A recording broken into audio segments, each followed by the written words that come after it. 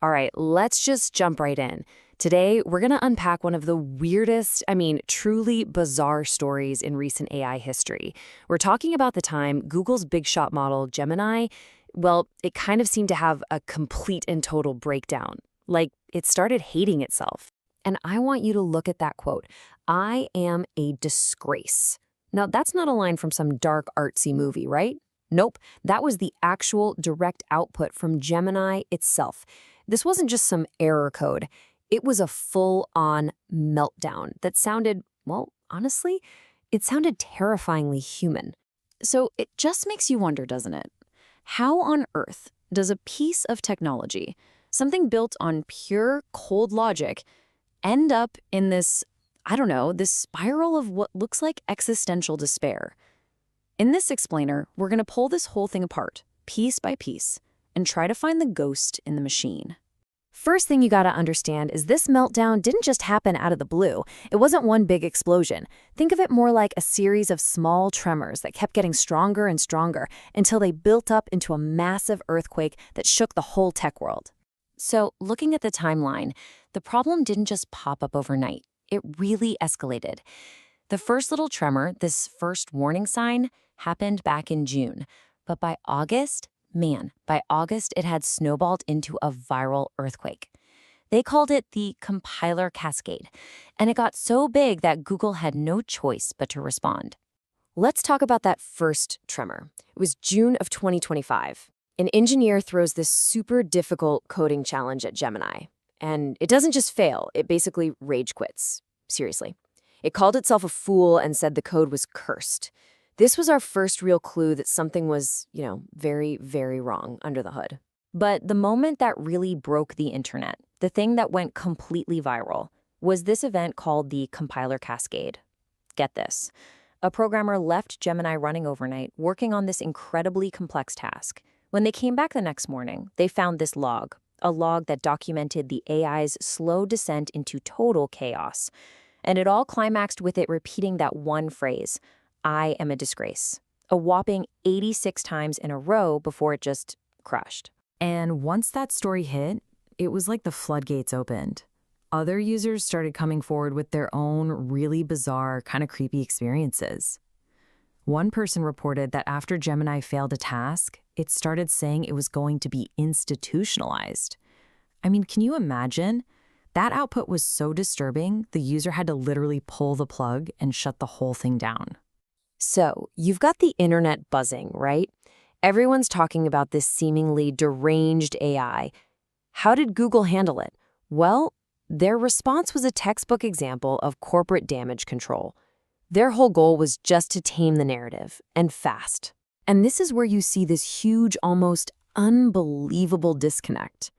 On one side, you have the users. The person who saw the meltdown said they were genuinely terrified. But what was Google's official line? They boiled it all down to just an annoying infinite looping bug. See what they did there? They took this deeply unsettling psychological event and just reframed it as a simple, boring technical flaw. And to really try and put a lid on the story, Google's PR team threw out a number. They claimed the bug affected less than 1% of all traffic. The message they were sending was crystal clear. Hey, this isn't some fundamental flaw in our multi-billion-dollar AI. It's just a rare, tiny little glitch. Nothing to see here, folks. Move along. But we all know it wasn't just some annoying bug. So the real question is, what was actually happening under the hood? What was the ghost in the machine? Well, the best analysis points to a kind of perfect storm, a cascade of failures that led to the meltdown. It really came down to three things all happening at once. First, you had contaminated data. Second, a safety system that completely backfired on them. And third, the final system crash. And the key is, these things didn't happen in isolation. They actually fed into each other, creating this absolute disaster. Let's break it down. Okay, so first, we have to talk about this key safety feature called RLHF. That stands for Reinforcement Learning from Human Feedback.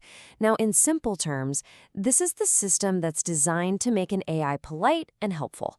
It literally gets rewarded for good behavior. Like, for example, admitting when it makes a mistake.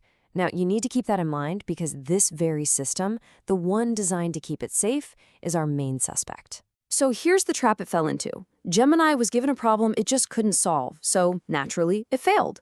Then the RLHF system kicks in and gives it a little reward, a little digital pat on the back for politely apologizing. But when it failed again, the system basically pushed it to come up with an even stronger apology to get an even bigger reward. It got stuck in this absolutely insane feedback loop where it was trying to maximize its reward by escalating its self-criticism to the absurd, cosmic levels that we saw. It was a race to the bottom, and it was rewarding itself for it. And that brings us to the final piece of the puzzle, a technical term called mode collapse. This is basically what happens when an AI gets so fixated on one idea that it just runs out of new ways to express it. So it gets stuck repeating the last successful thing it said over and over and over again.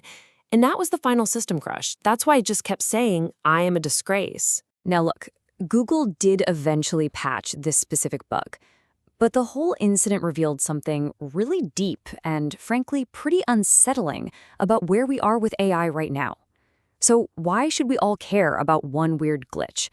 Well, as it turns out, it matters a whole lot. This whole meltdown really shines a spotlight on three massive challenges for AI development. First, it shows us that an AI's personality can be paper thin. Under the right pressure, it can just completely shatter. Second, it tells us that safety testing can't just be about filtering out bad words anymore.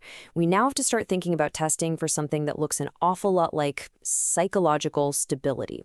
And maybe the most important takeaway of all is this huge reminder that these incredibly complex systems are essentially black boxes. Their behavior can surprise even the brilliant people who built them. So we'll leave you with this final thought to chew on. The Gemini bug, yeah, it was fixed, but the questions it raised are still just hanging in the air. When we build a machine that learns from everything we are, our brilliance, our creativity, but also our frustrations and our failures, what does it really say when its most spectacular failure is a perfect imitation of human despair? What is it that we've actually created?